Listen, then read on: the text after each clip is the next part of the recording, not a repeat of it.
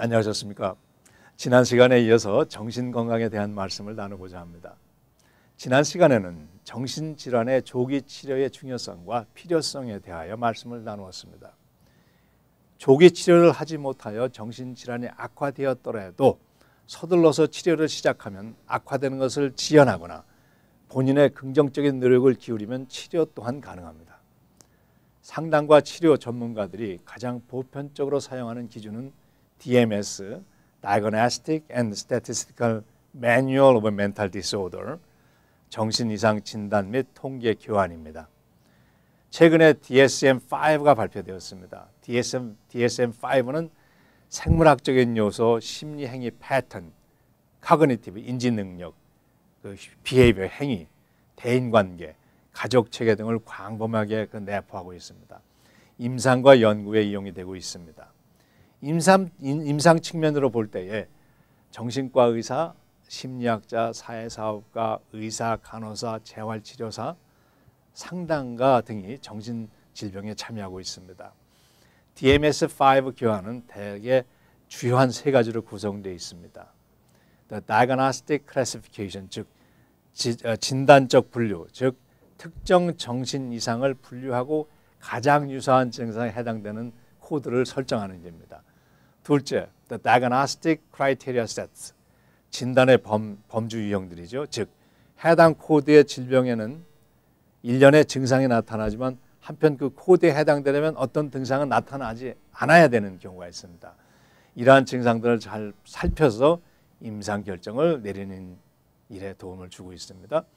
그리고 셋째, Descriptive Text, 서술적 참조라고 해서 진단된 각 병증에 대하여 진단의 형태, 그와 연관된 형태와 보조적 진단이 무엇이 있는지, 유사 증상 및 그 증상에 갖고 있는 특정 인자, 그 병증의 일반 증상, 병증의 진단과 과정, 그 어떻게 진전되고 발전하는가, 또한 위험 요소는 무엇이 있고 진단에 또 다른 방법들이 있는가, 기능적인 결론은 무엇이며 문화와 연결된 진단의 사안들이 있는가, 성별과 관련된 진단의 사안들이 또 있는가, 차별화된 진단이 필요한가, 그리고 진행 기록부 작성들은 어떻게 해야 되는지 상세히 나열하고 있습니다. 이러한 내역을 설명드리는 중요한 이유는 정신건강이 매우 전문적으로 연구 개발되고 실생활에 이미 적용되고 있음을 강조하기 위해서입니다. DMS가 서양 문화를 배경으로 한 미국 문명과 특성을 고려해서 개발되었기 때문에 새로운 이민자들, 특히 한국이나 극동국가로부터 이민 와서 그들의 문화를 유지하여 살아가는 사람들에게는 적합하지 않다는 임상적인 지적도 있었습니다. 그러나 그 문화를 잘 이해하는 전문가들이 나타나면서 이러한 문제들을 잘 극복하고 있습니다. 한인사회 문화를 잘 이해하는 전문가들이 많이 배출되었고 지금도 배출되고 있습니다. 나를 포함해서 우리 주위에 정신질환으로 고생하는 분들이 있다면 그들의 증세가 악화되기를 막고 치료되도록 상담과 치료를 적극 권해야 합니다. 한편 그들을 소외시키거나 낙인을 찍는 일은 없어야 합니다. 누구도 정신질환에서 해방된 사람은 없기 때문입니다. 미국 건강보험은 정신상담과 치료가 포함되어 있습니다.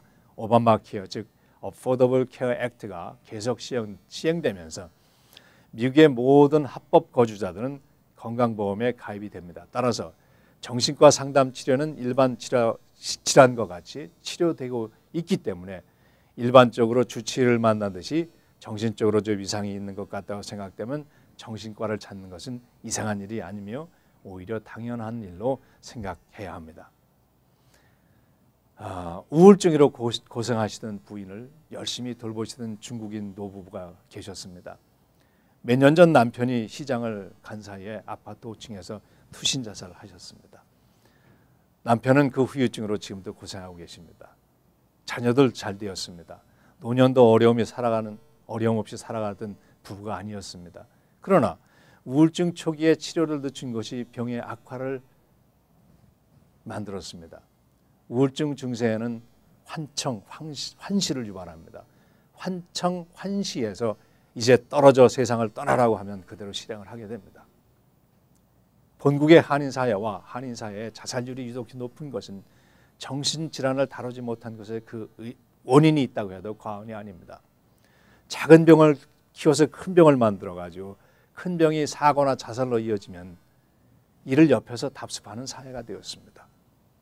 답습이 이어지면서 자살의 사회적인 책임 회피의 방법으로 만연되기도 합니다. 이는 분명 그 사회의 총체적인 사회 정신질환으로 나타나게 됩니다. 해결해야 합니다. Are you crazy?